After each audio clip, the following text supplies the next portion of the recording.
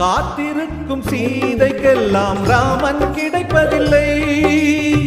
ராவணர்க்கு சீதை என்று பிரம்மன் எழுதவில்லை. புதிய பாதை போட்டுக் கொள்ள எவரும் மறுப்பதில்லை. பலிகள் கேட்கும் பழமைதான் யாரும் பொறுப்பதில்லை. பெண்ணுக்கு பெண்ணுக்கு எதிரில்லை, பெண்மையை காட்டிலும் தெய்வமில்லை. அத்தை கண்களில் அன்னை தோன்றினாள், தோன்றினல் மாகாளி, அவள் பரிசிந்த பொன்தாலி.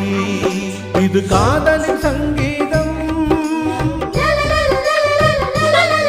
புது குங்கும சந்தோஷம், மாற்றும் மாலையும் ஏற்றும் தீபமும் மங்கள பண்பாடும் ஸ்ரீதேவியின் கல்யாணம். ஓ மங்கள பண்பாடும்